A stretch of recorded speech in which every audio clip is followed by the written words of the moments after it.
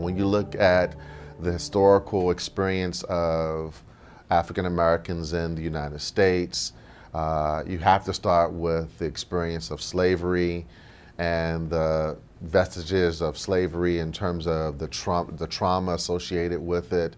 And I think that blacks continue to experience trauma in certain ways, and certainly with respect to those who live in urban communities that are infested with drugs or that are particularly violent. Those are traumatic situations that they experience on a daily basis. Certainly, as we've seen in recent events, interactions with the police can be, again, particularly traumatic.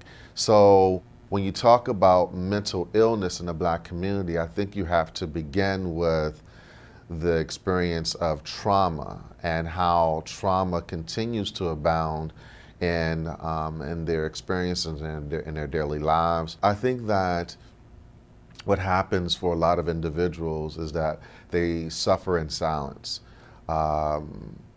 with respect to having a mental illness. And so what I mean by that, in the greater society, there's certainly a lot of stigma associated with mental illness. It's sort of antithetical to the American ethic, which is to, be strong and courageous, to pull yourself up by the bootstrap, to weather the storm, etc. I think the second part of that, point is what's happening at the community level or the society level. And I think what happens is that within the black community, I think that, again, that ethic about what it means to be strong and courageous is particularly pronounced because of trying to, combat those forces like discrimination or racism. And, it just adds to the burden of, sort of what it means to survive. And so then the person who's struggling with the mental illness is perhaps not embraced or, warmly accepted because of their struggles. I remember as a young person growing up, I used to hear about the person who was quote unquote sent down south. I used to wonder what that meant.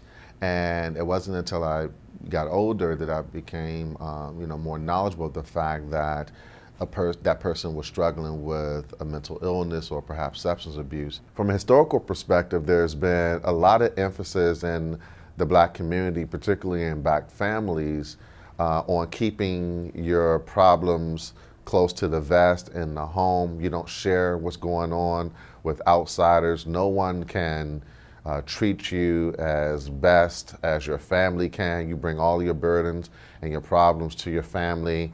And if you do take it to any entity outside of your family, it's the black church. The church is really important in the black community. Make no mistake about it. It's a source of, sort of salvation and healing, and there's the whole collective support from, you get from your fellow churchgoers and that sort of thing.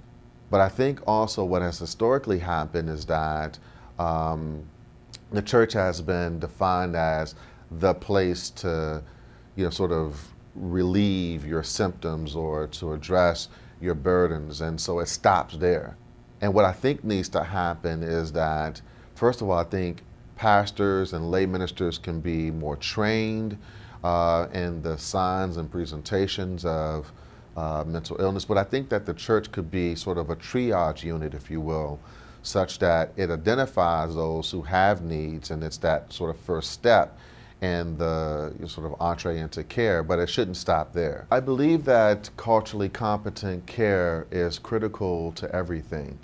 If patients perceive that providers are inauthentic and do not care about their unique circumstances, then they're likely to be turned off. As a baseline, providers should understand the history of their neighborhoods, for example, or the history of the experience of African Americans and Latinos, such that they can put the clinical presentation into context and understand what unique factors are in play with respect to the clinical presentation and how that person is seeking to, survive and live in the world as an African American or Latino.